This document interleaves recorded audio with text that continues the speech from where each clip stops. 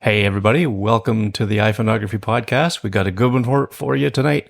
And YouTube audience, stick around after the end. We got a little bonus section just for you guys, just for watching live. So my name is Greg McMillan. It's Monday, November 18th, and this is episode 132. So I am going to bring in my...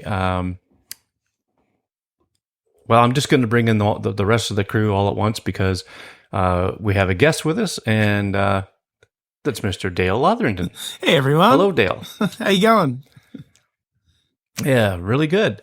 So first I want to say congratulations, Dave. Dave got a new iPhone 16 Pro Max. Yes, I did. Yes. Samesies. And on the next episode, we're going to talk a little bit more about the iPhone 16 Pro Max, because then we'll all have had time to play around with it, get used to it.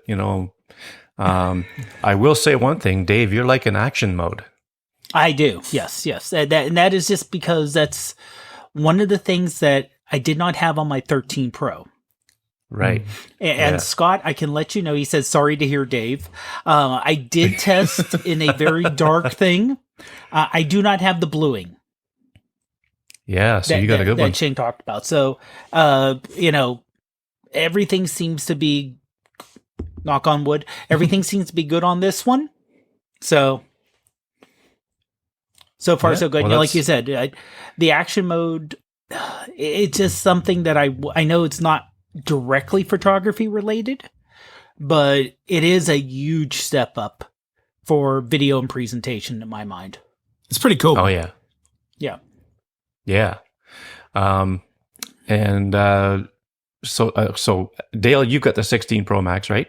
Yep, 16 Pro Max. Yep. Okay, so we've all got it. So yeah, I think we'll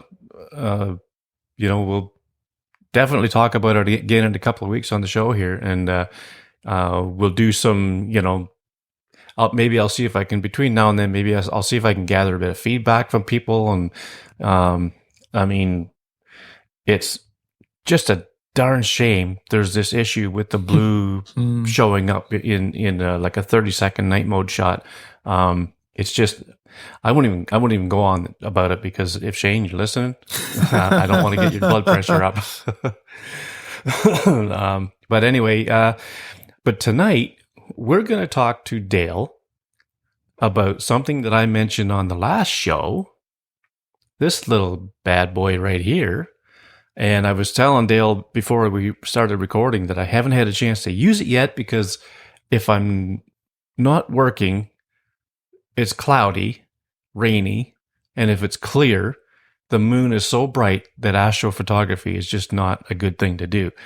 But Dale, you've got this thing called LUMILAPSE, and the idea behind it is actually just a fantastic idea. So tell a little bit about it. Well, I mean, I think everybody knows who you are, so I don't think we have to go through that, because you've been on the show before.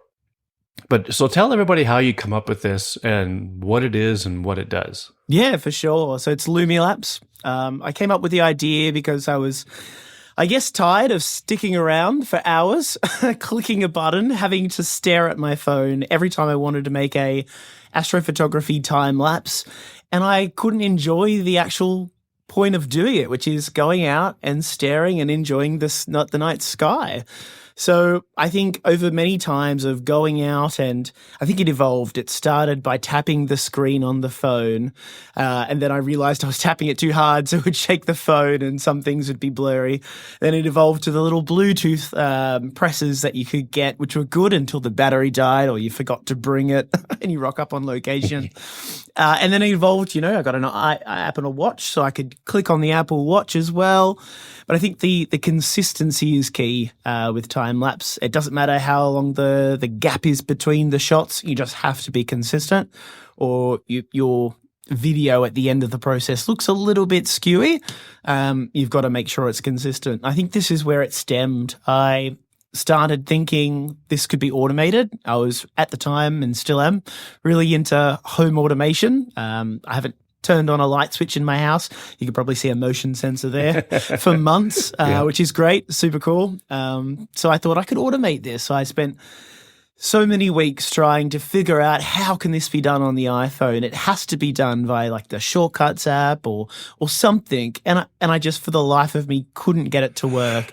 And that's when I thought I'd take it externally. At the time, I was dealing with a couple of different sensors in my smart home for Bluetooth presence detection.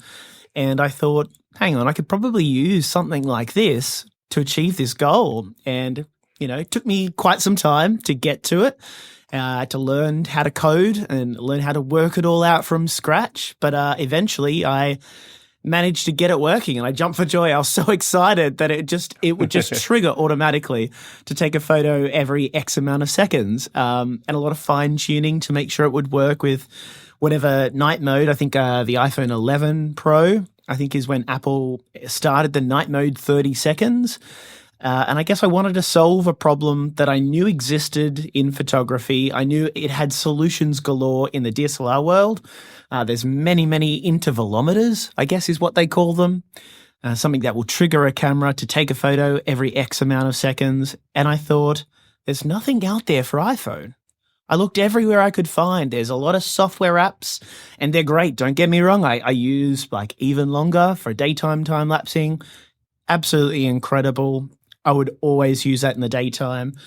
But I knew Apple had set some constraints on the camera app. I knew that they were always going to be king when it came to exposure in the native camera app. And I had to bring it to the native camera app. And that's when I thought I could combine them all together and get a great result. Yeah. I mean, we showed on the last show when I first mentioned it, we showed a couple of your videos that you did. And I mean, the Milky Way goes this way, and then you can have it come back. It all depends on how you put the video together. Or you can have star trails, and, they just build across the sky. And, and I mean, it's really cool stuff. So it takes 30-second night mode shots. Yep. And then it has a little bit of a delay of like 1 or 2 seconds. Yeah, so it's 33 and a half. I worked out was a nice fine spot between some of the older models and the newer models. Some, I found the really old models actually did it faster than the 16. But I thought I would try and find a good sweet spot. As I said, it doesn't necessarily matter if there's a gap in between. The star trail, sure, you're never going to get a perfect star trail, but it's designed for time-lapse. This tool is truly a time-lapse tool.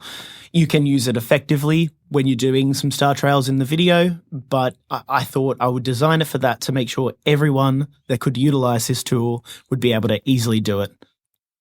Yeah. Yeah, Scott Baker says it works so well. So he's had a chance to use it. Looks great. Obviously, he gets clear skies and I don't.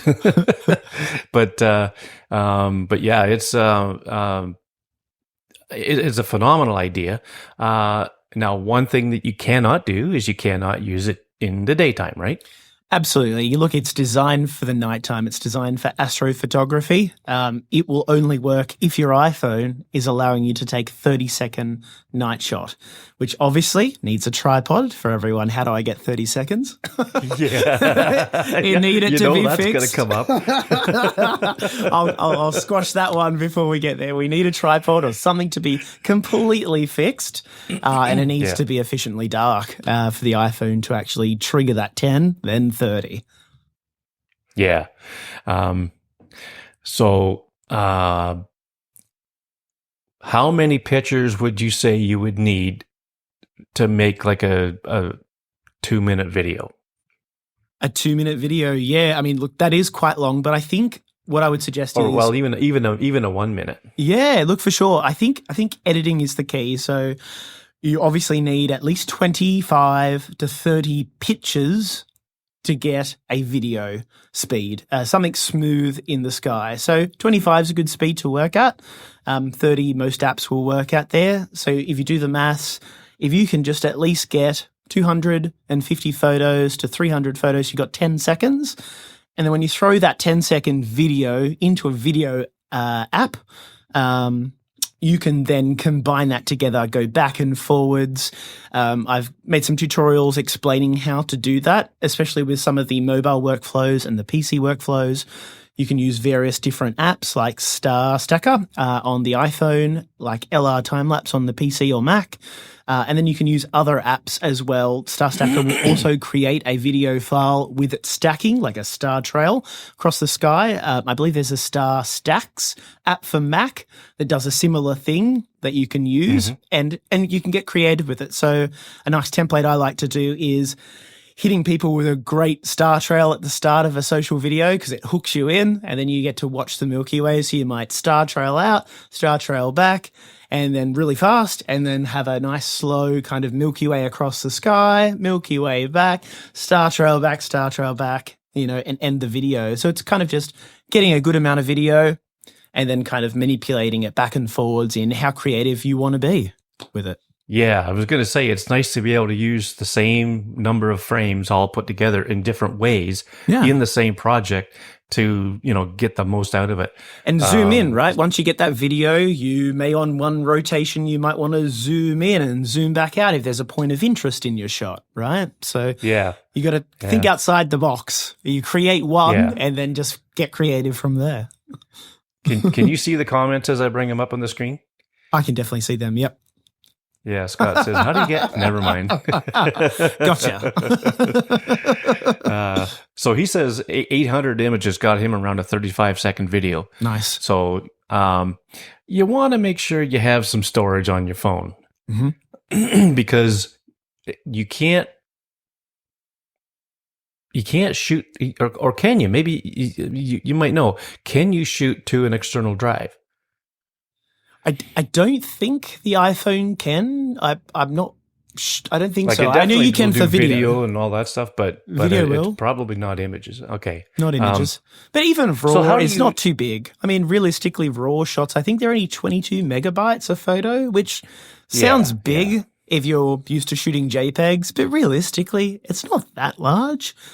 Yeah, because once you get everything, like you're going to take them off your phone to put them together anyway in the video. So, you know, you'll be able to clear up that space. So how do you start? Okay, you walk outside, you got a beautiful sky, you set your tripod up, you got your phone on there, you plug this in, and then what? Yeah, so you only need to pair it once. So once you get your device, plug it into power. If you've got a 15 or 16, plug it directly to the phone.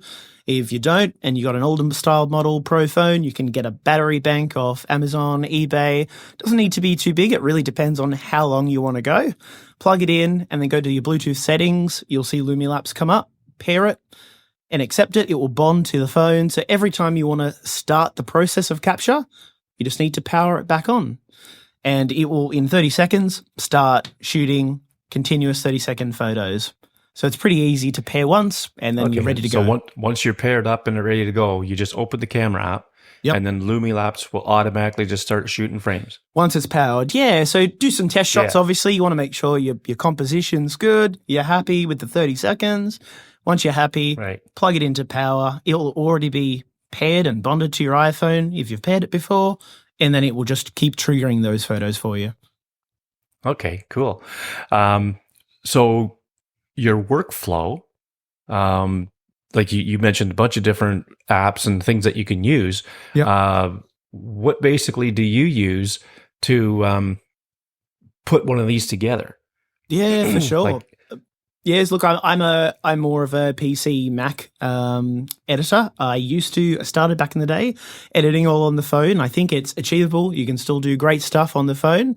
I've made some tutorials on if you want a full mobile workflow, you can definitely achieve to a good quality what I'm doing. But I like to take it to a PC. I find it has further control. There are apps out there that are quite intuitive. A lot of them are free as well. So for Mac, I'm a Mac user.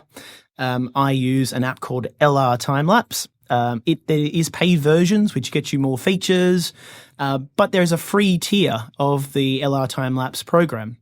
And it allows you to shoot up to 400 images in that free tier. So you can start with your 400 images, put them in, you import them into a folder, choose the folder that you want to start with. It lines them all up and allows you to select what they call keyframes. So you edit, you pick maybe 2, or the more you do, the smoother it becomes. But you pick at least 2 keyframes or 1 keyframe, and it's like Lightroom. They have a little fader like Lightroom. You can edit the contrast, exposure. It even has stuff like the texture, the dehaze, and the clarity fader as well. So if you're familiar with that for Astro, dehaze is really good to really get that sky popping. You can edit that directly within the app. Once you set that, you just hit auto transition, and it will just slowly throughout the time sequence use the same preset, I guess, of what you've selected, and it will just blend them smoothly together. There is a thing called flickering in time-lapse, and it has a built-in feature in the free version as well.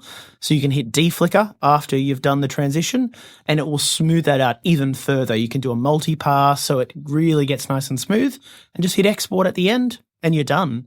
It also creates the images, so it will create a new folder with all of those images with those edits that you've done, and then it'll create the video file. So you've got the video file of a nice smooth Milky Way or the stars coming through the sky, and you've also got the folder of all of those images with the edits that you've done.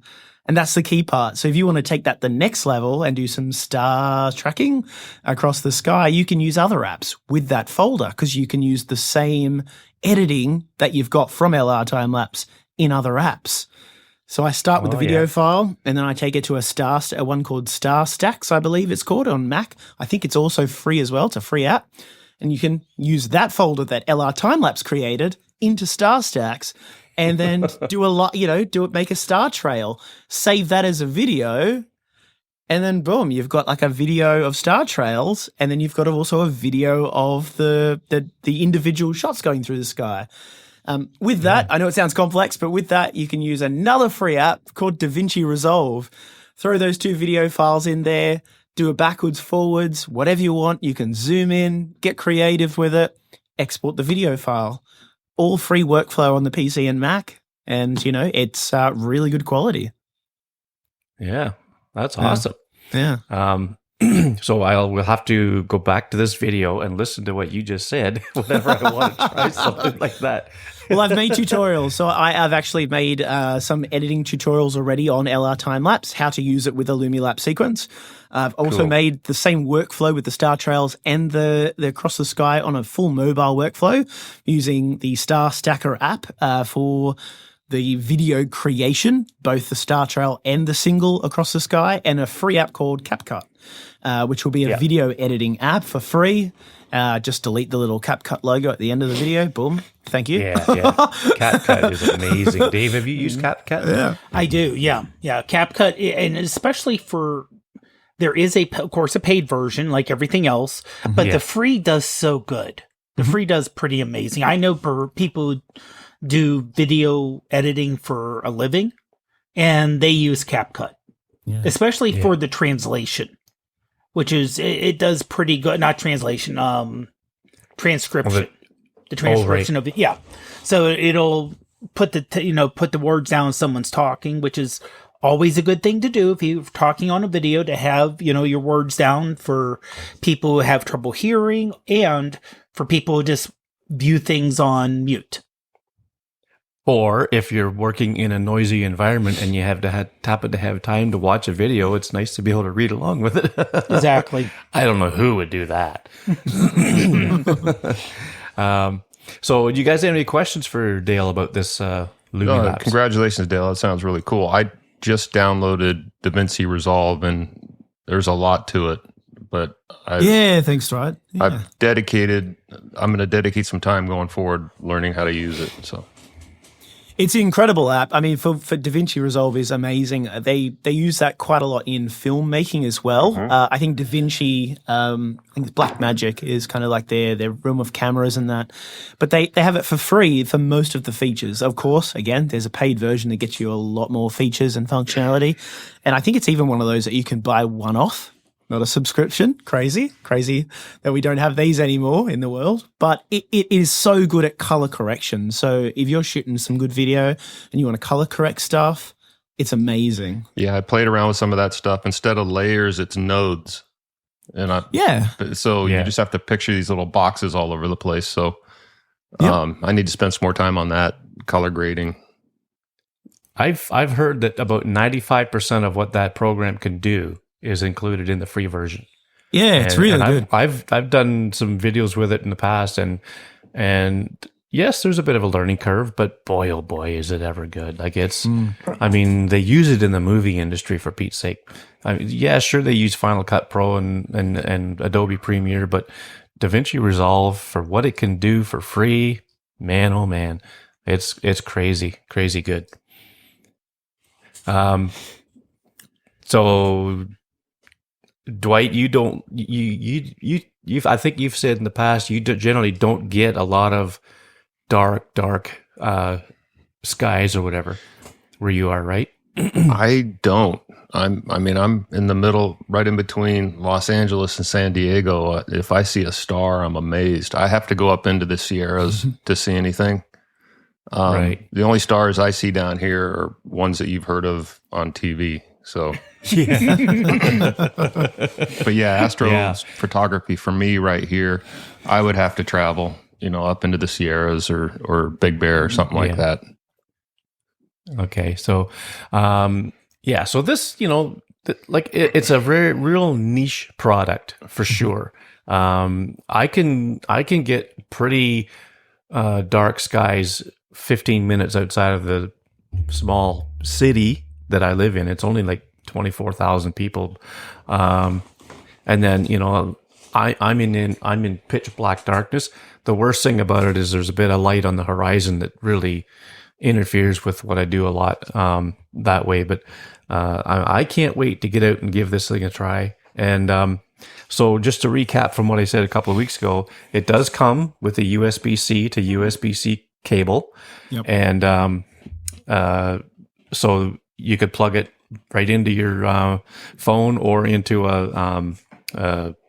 like a power supply of some sort. And excuse me, it's really cool. Dale, did you want to give the price of it for anybody that might be interested? Yeah, so it's $50 Australian plus shipping. So it's quite a good deal. I wanted to try and make it affordable as best as I could for everyone across the globe, because I think it's a really good into astrophotography, whether you've been doing it for a while, whether you're new to the art. I think it's even a great way, if you're new, to get straight into it. Something that you're able to pair. It does it automatically. And they look really stunning. It's a lot of effort for people that are probably started astrophotography and gone out and taken 10 minutes worth of photos and stacked a Milky Way or edited one shot of a Milky Way. It definitely is a little bit more time to invest, but it's well worth it. Once it comes together, you'll be amazed how cool it actually does look floating across the sky. It's pretty wild. A lot of people don't even know that that's what stars move across the sky so fast across when you sleep. Oh, yeah. And, I guess it's going to probably pick up, maybe satellites or planes or whatever. And, but, chances are they could be not that visible once you put everything together. If you get the star trails, maybe you'll see it more likely then, I guess. But, I don't know. Anything that I've seen is pretty good. We're going to put a link to your website in the show notes. In fact, it's already there.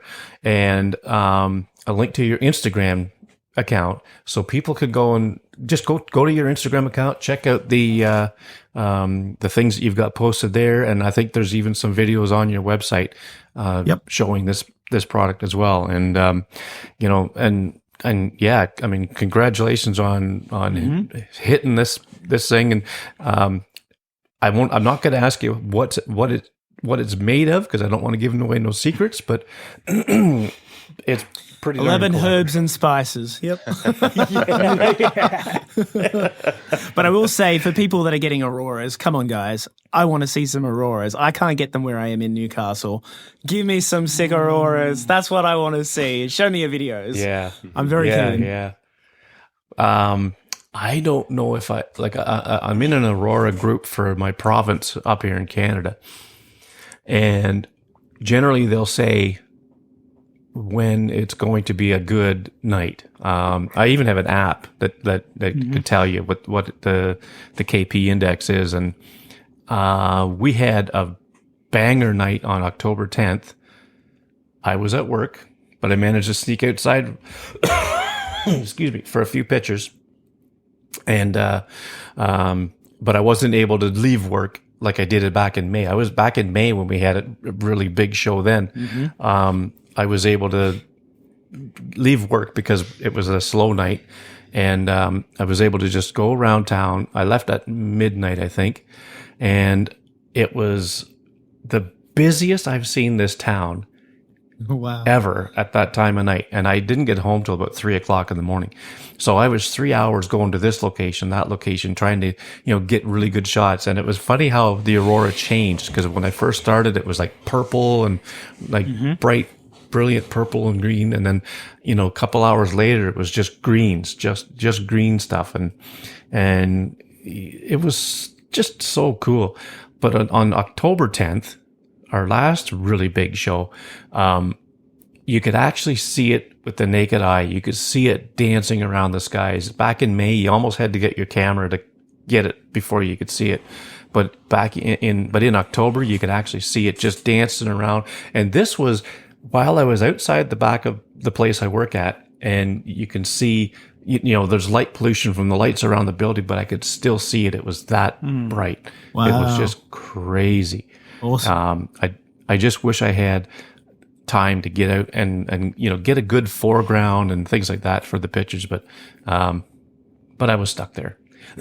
So that's LUMILAPSE. Now, really cool Greg, product. Before we can move on, Scott Baker did ask about managing the photos. Dale, do you airdrop to the Mac, or do you plug it in? Especially when you have that many. Yeah, look, I probably wouldn't trust AirDrop. I probably would plug it in, especially with a newer model. I would definitely plug it into an SSD. I have a couple of SSDs that I just plug in via USB-C. You can then share it to like the Files app or share it directly to the SSD. So much faster. But of course, if you are using the older phones, you probably still could hardwire it in. You could give AirDrop a chance. Maybe do it in smaller batches if you're having issues with the AirDrop.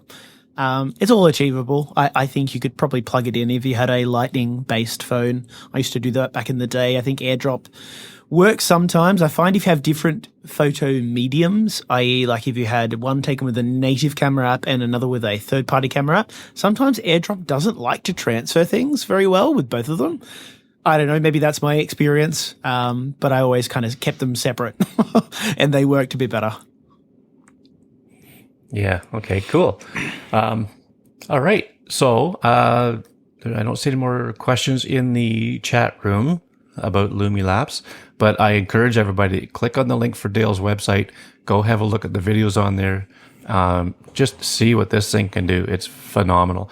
There's even I think it's on Instagram. It shows you coming out of your house, going out in the backyard, setting it up. Now it's sped up a little bit, but I mean, it just goes to show you how quick and easy it is to set this thing up and get it going, and well worth a look. So good on you, mate. Thank you.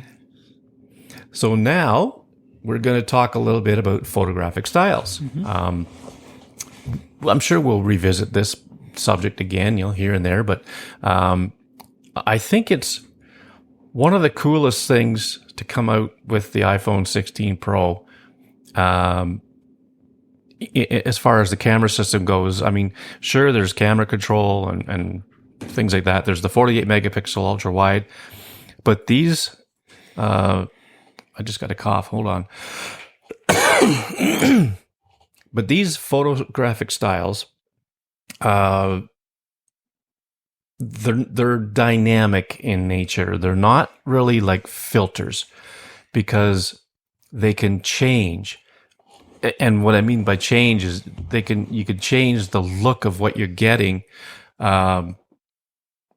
in a almost not quite an infinite number of ways, but you could change it so much. It's just a dynamic tool to give your images different looks. And something that I haven't had a chance to try yet is taking a picture of a person, like say outside or something like that, where I could change the look of the image with a dynamic style.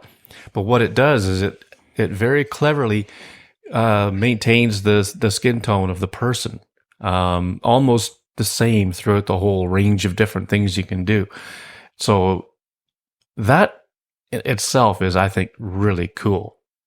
But so now we all have a 16 Pro Max, and we're going to just kind of talk about what we like about it, what we don't like about it, just give our thoughts on it. And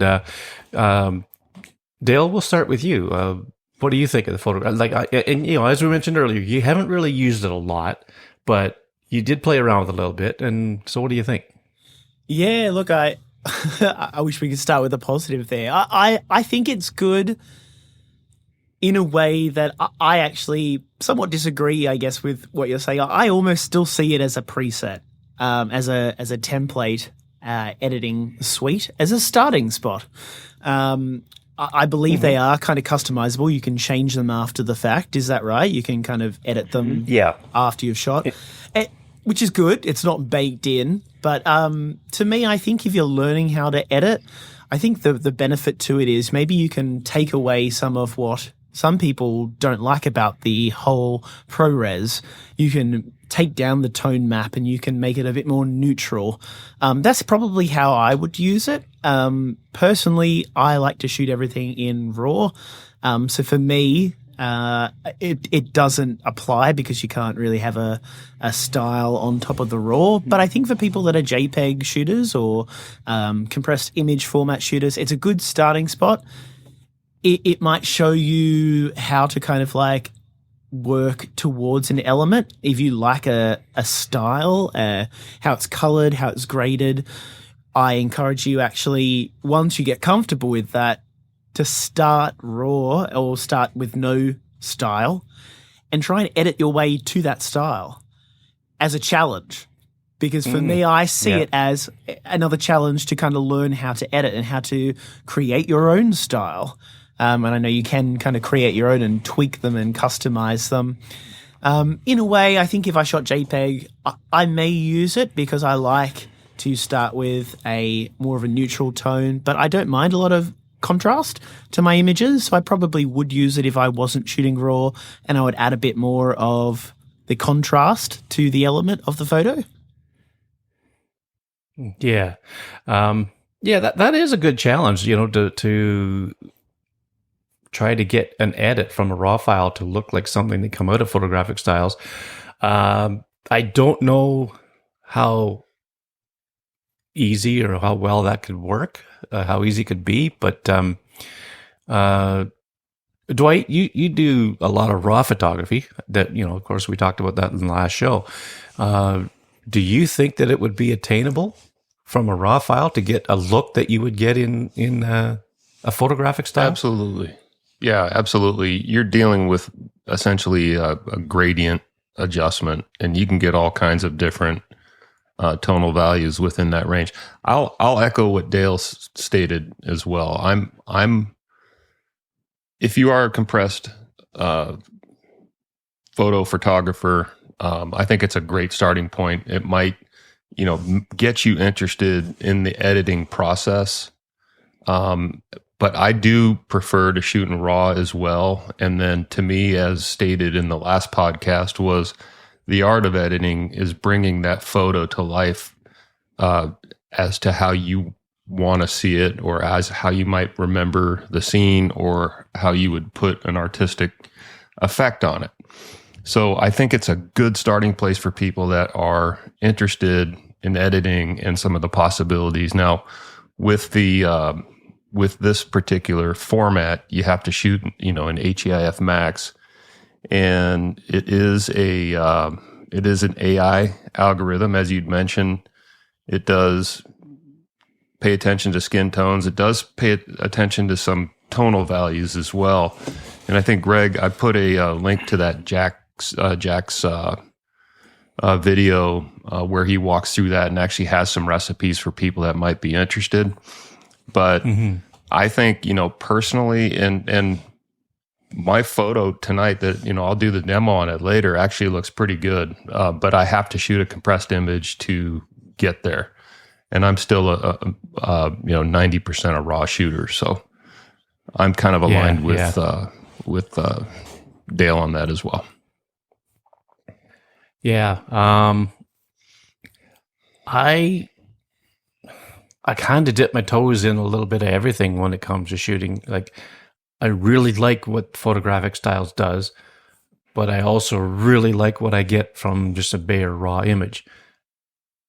But then I really like what I sometimes get out of a pro raw image. So,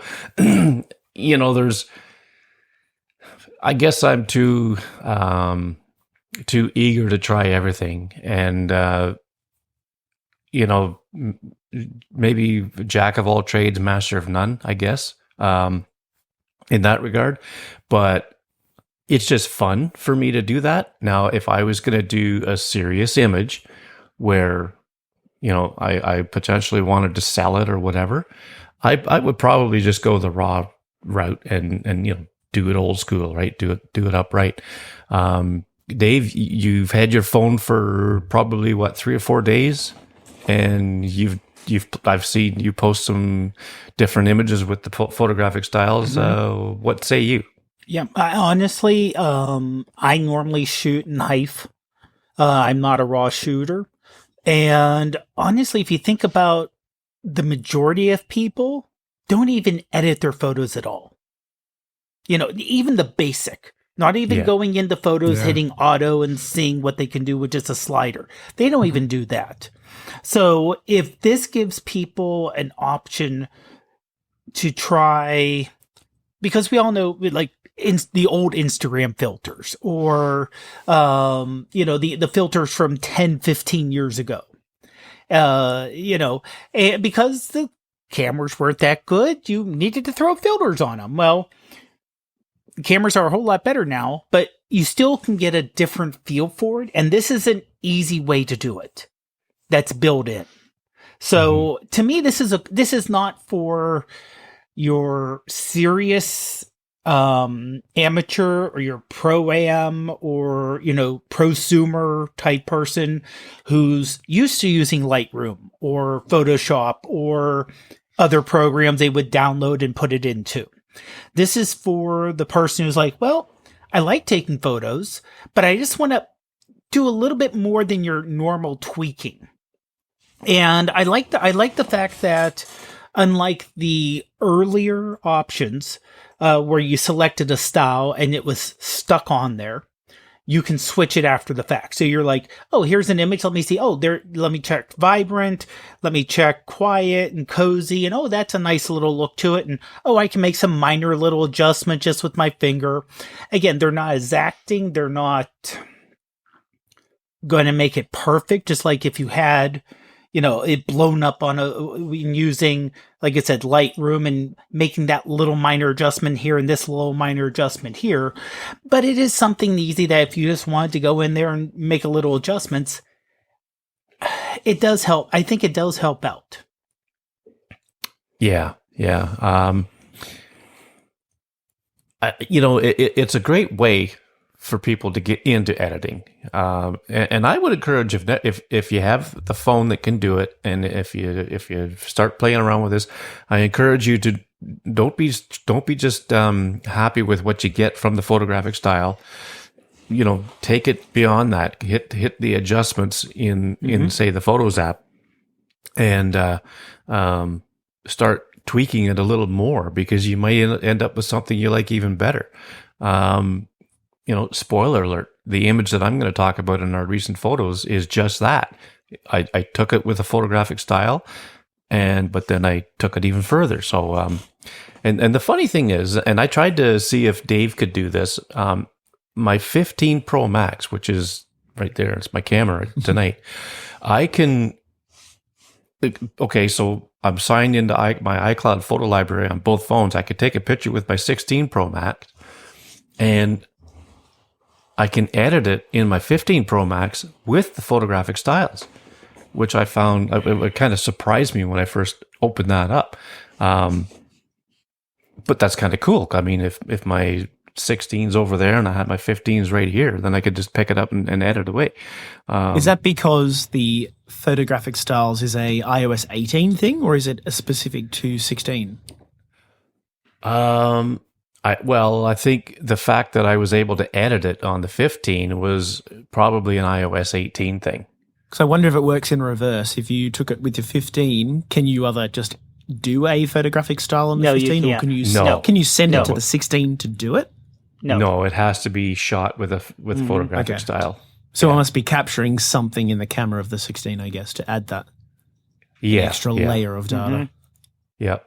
And I just find it kind of funny that that Apple put that editing functionality in a 15. I haven't tried to send it to anybody with a 14 or anything yet.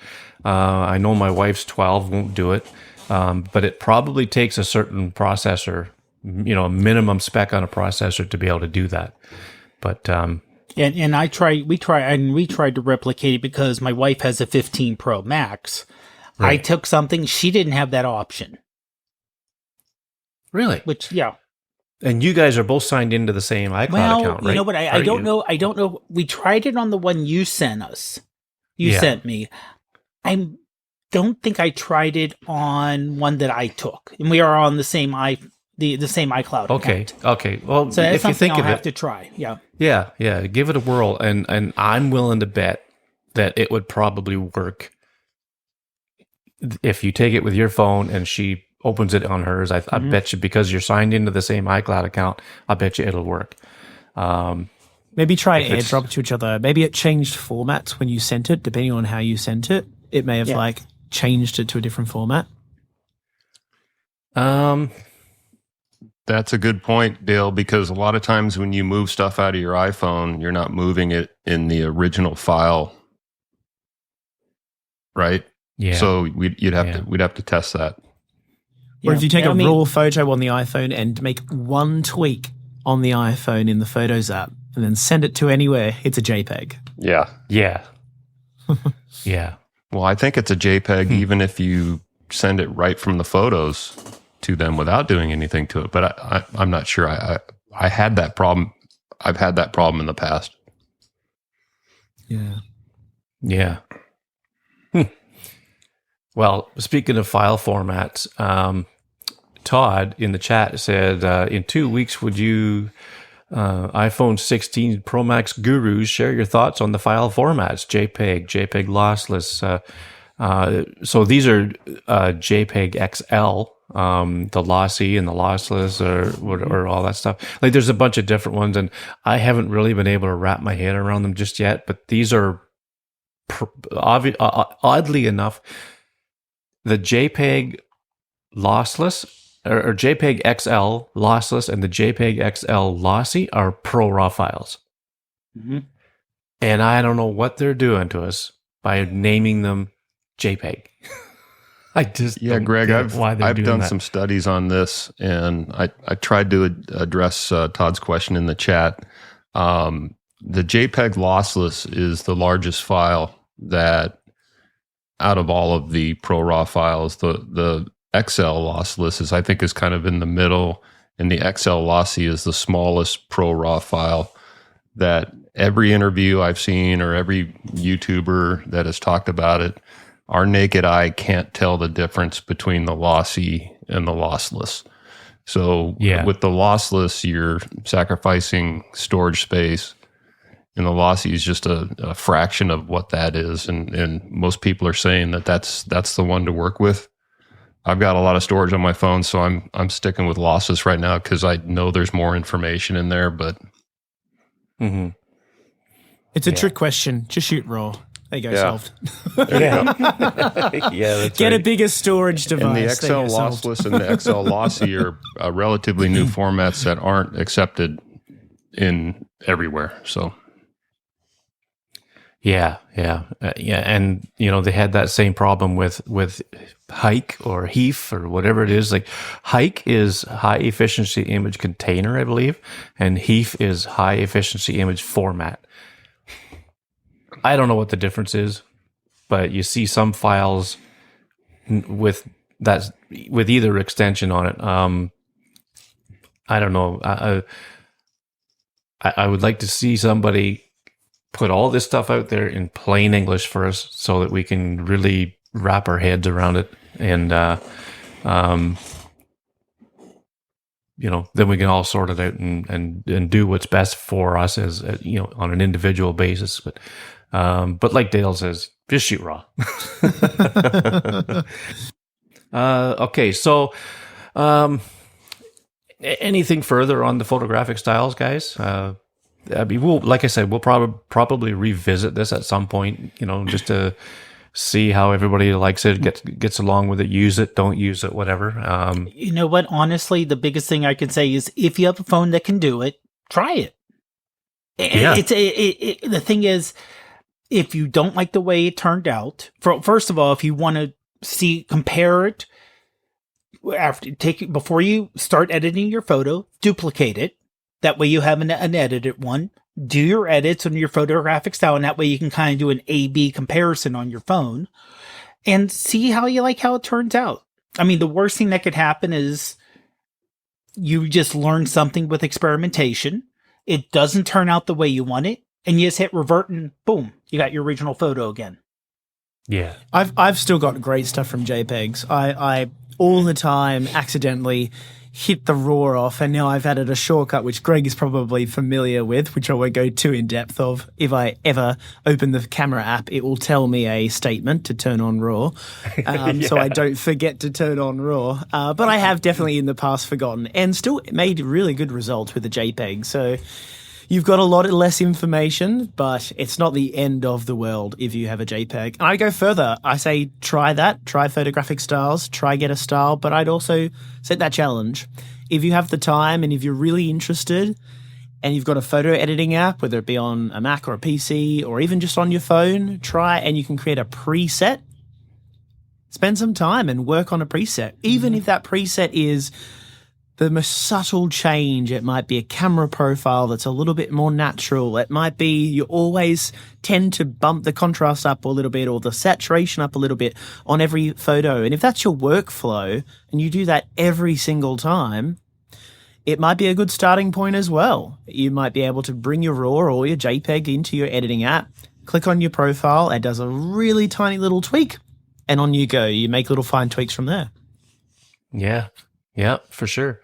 I mean, workflows can go in so many different directions, and and that's the fun of this stuff is, everybody can find their own workflow, and I mean, we saw Dwight's workflow last week or on the last show, and I find every time I see somebody's workflow or hear about what they're doing or whatever, it's a learning opportunity for me to try new things. And like you said, Dave, if you haven't done it before, give it a shot. See what comes up.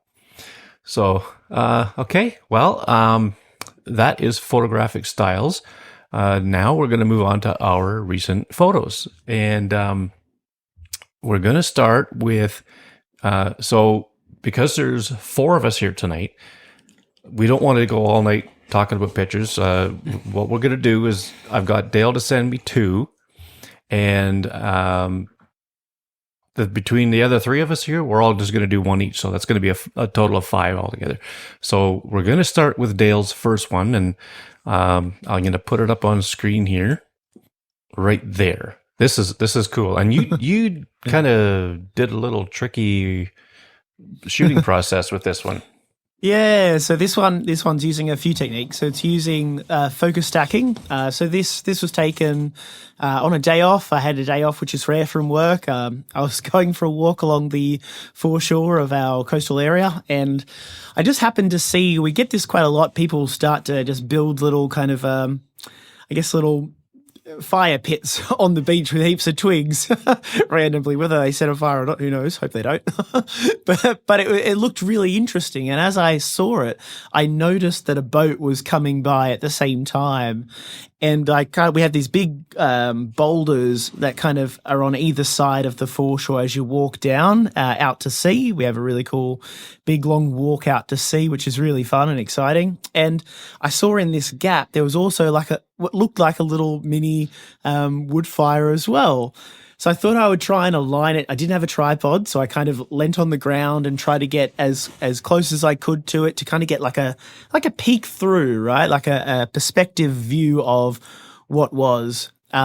definitely I did zoom in. So I did cheat a little bit in the editing. Got a focus stack close off of the rocks and the sticks close there, and then got the right moment just as the boat came right in front of the further wooden sticks to line up and focus stack that. And then in the editing, I kind of laid them in Photoshop.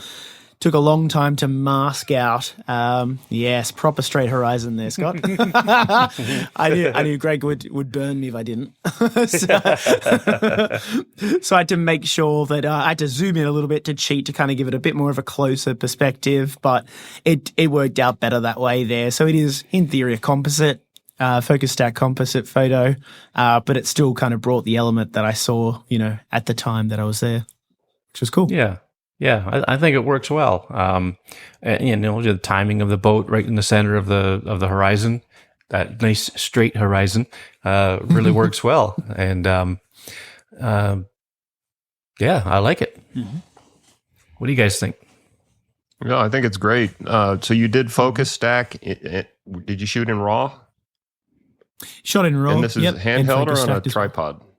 Handheld. I had no tripod at the time. Oh, really good.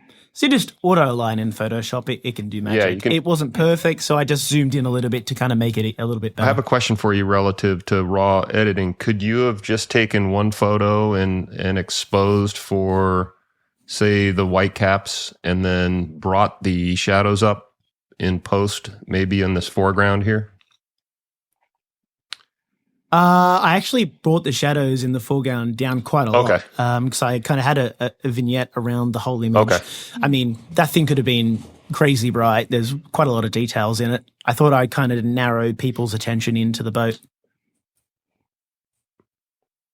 I like the journey. You're behind some rocks or some grass. It's like, where are the people by the fire pit? Mm-hmm. There's an ocean and there's a boat. So it kind of draws you all the way into the horizon. Mm-hmm. But I do like a lot of techniques. If I had a tripod, I probably would have gone one step deeper and probably exposure stacked it as well. I probably would have done quite a lot of stuff, and then I maybe wouldn't have darkened the foreground out as much, and I would have had like a really bright image kind of coming through. Oh, you focus. I like to use a focus stacked just in this image. Yeah, I thought you exposure stacked it. Yeah, no, that's good. No. Yeah. Yep. I like the vignette around it. It draws your eye to the center. Yeah. I always find if you're going to use a vignette, I hate really using vignettes. I'm more of a fan of using a radial gradient and then mask out that sky. Get rid of, you don't want to darken the sky too much. Even that is like, as probably as dark as I'd go, I'd probably even back off a little bit more sometimes. I hate seeing people that want to go too heavy on the vignette and then the sky looks completely dark. I find it looks a little bit... the best vignette is the one that you really can't see. Exactly. Mm-hmm. Yeah. Well, cool. So next we have Mr. Dave Podner. Mm-hmm. And this was a movie. We were out on a night out. And this is I don't want to say newish development, but it's like a development in town. And it's a newer theater, but it has that kind of older look to it. Yeah. So I did use photographic styles. I used the quiet style on this one to kind of give it, exactly, Scott, kind of give it a vintage look. And I did use the cleanup feature on the bottom right to get rid of a car that was parked there. Oh, nice. And right where that kind of the bright pink is by the window on the bottom, there was a car right there. Well, it did a good job because you can't really tell, right? Exactly. Yeah. Mm-hmm. Yeah. It did a really good, and kind of in the middle, where the light, where the street light kind of in the middle, there was a garbage can there that I also took out. Nice. It did a good job. It did. Yeah. Yeah. I noticed that these things it's doing a pretty good job, especially since it was just released. I know it was in beta for a while, but, and like I said, I just the look of it, having that older feel of a theater, I gave it. That's why I wanted to go with that vintage look there. Yeah, I like the old movie style. It's really cool. I like that big, tall kind of that building. It's really cool look.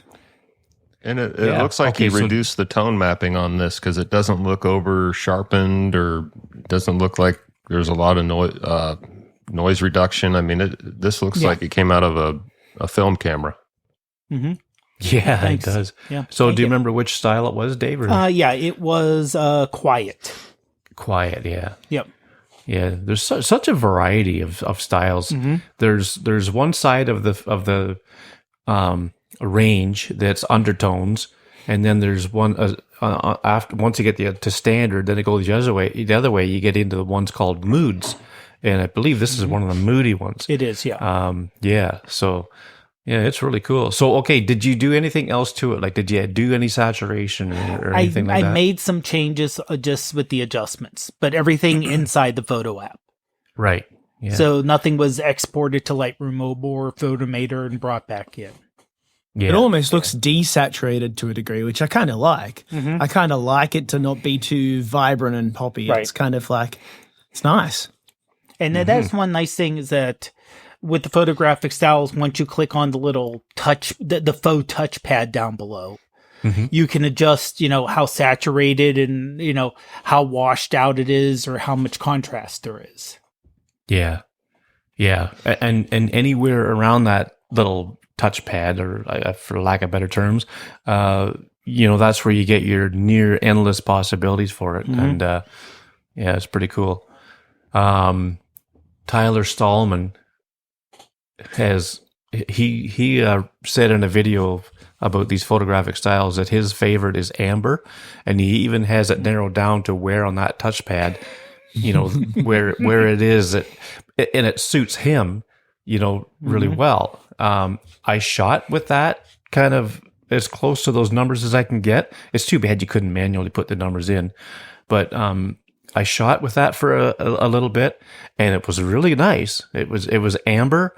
And I forget what the numbers were offhand, but it was like down about 3 dots from the bottom and then over 2 dots from center, something like that. And it really gave the images a nice aesthetic. And I think it may be because it was autumn that they really appealed to me. But yeah, like there's a ton of different possibilities within each style, and that's another good shot. So Dwight, here's yours. Oh. Yeah, so for those of you that are going to stick around and I do the photographic styles edit, you'll see the original for this one. But this one, I had another photo, and this is kind of big right now, is kind of matching colors with other photos. I wanted to give this a cinematic look, so I found a photo that was really cool, like the blue-orange kind of cinematic look. I took it into Affinity Photo, and I created a color palette which picked up all the colors within the photo that I wanted to kind of copy onto this photo. And then I created a gradient layer, and then I plugged all those colors into the gradients relative to the tonal value. And this is something I can show maybe one of these days, Greg, but I did it that way to get all the colors on there. And then I changed the blend to, I think it was I don't know if it was a soft light or, anyway, I just turned that into kind of a cinematic look. And this is our San Juan Capistrano train station. And this was shot in HEIF Max for the photographic styles. I do like the black and white treatment that it has. It almost looks like, what's the movie I'm thinking of?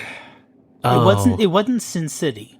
Yes. Okay. It kind of reminds me of that. I know it's probably, not exactly the same as that, but it kind of reminds me of that. It gives that mood to it. And admittedly, I didn't watch the movie, but I've seen, clips or whatever of the movie and that. And that's just kind of the vibe I got from this. Yeah, and I'll be showing how I got this look later on. But what I never noticed is if you look down the tracks, it almost looks like there's a train coming. There's a light there, but that's not really a train. Oh, yeah. That's cool. Yeah. Yeah. Yeah. Is that a lens flare? Yeah, exactly. Yeah. One of those times when you see the light at the end of the tunnel and you just hope it's a train coming. Exactly. or you hope it's not a train coming, rather. You hope it's an actual light. But yeah, no, that's pretty cool. So we'll look forward to that at the excuse me, at the end of the audio version of this. So audio listeners, be sure to check out the YouTube video, because Dwight's going to show us how he went from the original shot to get this in the photographic styles. It's going to be kind of like a bonus thing for the people watching on YouTube right now. So this was mine, and this is out behind where I work. That is a big dust bin, and so the presses and the machines in the finishing area where the books get all put together, when they trim, if they're trimming anything off, there's a lot of dust that goes along with that, and this thing tries to suck a lot of it up and get it out of the plant, I guess. And there's a giant bag inside that thing that once it's shipped, I think there's a guy that has to go out there and somehow shake it and get all the dust to get loose and goes down into a bin underneath. Something like that. I mean, I've been there 40 years. You'd think I know, but I've never had to work on that, so I don't know for sure. But I think that's the idea of it. But I've never drawn the short straw. Well, there's a guy on each shift that has a specific job of looking after the paper and all that stuff that gets trimmed off the books and whatnot, and it all gets recycled. So part of their job is to deal with this thing once a day or once a shift even. So I looked out. There's a back door that I just stepped out. It's over to my right, out of frame. And when I looked out, I could see the clouds lighting up just out of this one little window. So I thought, oh, what's going on here? So because I ran outside one other time and got an amazing sunrise photo. But this was sunset, and I just caught, the orange light on some of the clouds. I thought, I'll check it out. So I ran out, and this is what it was. So I used, I think it was amber or gold on this one. And, of course like I said earlier, I did edit it a little bit more. But I took the photographic style all the way to the right, which is, the strongest saturation and whatnot. And I took it down on the contrast and whatnot, but I wanted to leave enough of the road showing. I could have blackened the road right out with it, but I wanted to leave enough of the road showing that it you could still see some of the detail there. But then in photos, while I was in there, I went to the adjustments and I moved the brilliance just a little bit. I just tried tweaking a few things to try to get a little bit of detail in the bushes on the left-hand side there. Obviously get the road so you can see the road, see the the side of the dustbin that's facing me because it was in heavy shadow area. And also the only other thing I did was I straightened the image in the crop section of photos where you can change the perspective in that. Everything was going up, towards the middle on leaning towards the middle. So I just kind of pulled it back out again to make it straight up and down and whatnot.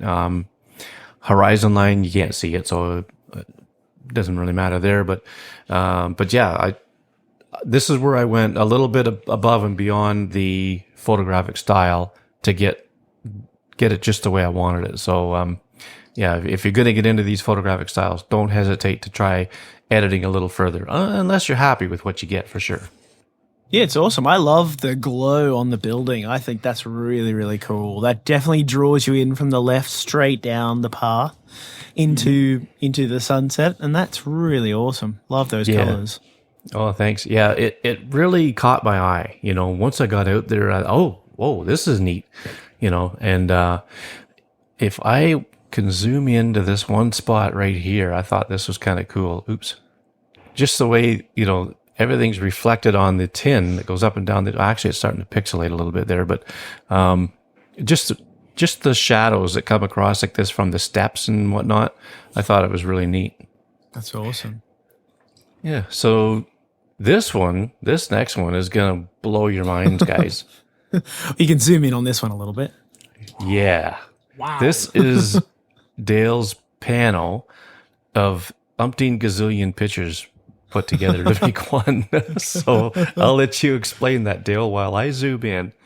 Yeah, look, I live in Newcastle, Australia, and I live right in town, so I always have a great view of town. I always keep my eye out while I'm working for a good sunset. And when the clouds all align sometimes, you get really, really good results. So this was actually a 2-layer with using the 5X telly on the iPhone 16, and I used 15 each row. So this was a total of 30 raw photos put together. It was a good test for my new Mac Mini M4. It did really well in comparison to the Mac Mini M1. But it still took a little while to put together. That's a lot of data to align for Photoshop. But it's quite incredible. It's a 66 megapixel photo, and you can zoom in even like 3 or 4 times like that, and the detail still is absolutely super sharp. I don't know if it allows you, Greg, to zoom in even more. Does it allow you? Yeah, there you go. You can start to see it, get a little muddy that way. But I mean, it's crazy. Like I'm going all the way so across, and I'm still not there yet. I'm going and going and going. It goes forever. Now, in terms of stitching the piano together, Lightroom, or did you use something, or do you use a specialty program for piano? Photoshop, I find, is a better job at stitching piano. Lightroom does do it, but Photoshop does it better. I did cheat a little bit by editing everything, the raw, in Lightroom first, so I made sure I was happy with the tonality. Exported all my raws to TIFF, and then got all the TIFFs, which are bigger files, so it probably was a more big of a challenge for Photoshop to put together. But, and then threw them all into working it into a pano. And it did it pretty well. I find over the years, Photoshop has got insanely good at masking out panoramas. Back in the day, I used to have to edit the masks, but there's not very much times I edit masks anymore. It just nails it most of the time, which is great. And something this big, you could really print it across a wall. Like you could blow it up 2 or 3 more times the size and still have the quality, and it would print like perfect. Yeah, that's beautiful, and I love Photoshop. Yeah. I'm a big fan. That is some incredible color. Yeah. Now, how long did it take you to take all the photos? Not long at all. Okay. Once you get a steady hand, I just out the window. Boom, I boom, just boom, like boom, boom, boom, boom, boom. Just make sure you leave a second or something to make sure it focuses. You don't want one slightly out of focus. Yeah, because I know with sunsets, if you could have like the most beautiful sunset you see, and it takes you 3 minutes to run to where you can get a good photo, and then it's done. The benefit of living on a hill Very true. that looks over out of the city. Yeah. So it is quite a benefit. I do quite like that. Make sure if you're doing massive panos like that, you really got to straighten the horizon. So it will look very curved initially. Straighten that stuff out. Much better. Dale, did you shoot all those in RAW, and then you have to have a little bit of overlap, right? Correct, yeah. So always leave like 20, 30% overlap. That's why I kind of shot quite a lot of them to go across. Make sure you always have overlap there. You'd rather shoot and more. Photoshop can kind of figure out the spot where it comes together. Yeah. The more overlap you have, the better it will be. So, don't try and stretch it too far. I've had pretty good success with Affinity Photo putting together its panels too. Like it does a really nice job of stitching them together. Depending on how I took them, you may see little anomalies now and again, but if I shoot it right and they're all exposed properly, like basically with the same exposure settings, just to make it flow nice and smooth across the scene. It does a pretty good job. I would think that Photoshop would probably do a little better, because, well, of course, they've been around longer and have a lot bigger team working on it. But I mean, it doesn't do it too bad. It's not bad. But I love the color of the sky, the clouds. Yeah, it's just a real banger. And it's funny how, just a scene outside your window can look so cool. Yeah. Yeah, absolutely. All right. Well, that's our recent photos. And, for those listening, if you want to see Dale's image closer up as I was zoomed in on it, you can check it out in the YouTube video. It'll all be there. YouTube will be, I think it's only going to be 720p. That's all StreamYard will give us for free.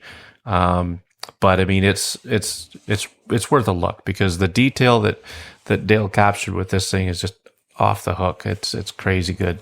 Mm-hmm. I'll post the photo to the Facebook group if you're a part of that group there, so that way you guys can see it as well if you want. Sure, yeah, cool. Actually, I will be putting them. I'll be putting all these pictures in the post on the Facebook page as well. So, it's iPhoneography.ca. It's the podcast website, but it takes you to our Facebook page. There's the group, and then there's the page, and I put the show notes there. I actually caught up to I missed a couple of shows. I just put them on there. I think it was day before yesterday.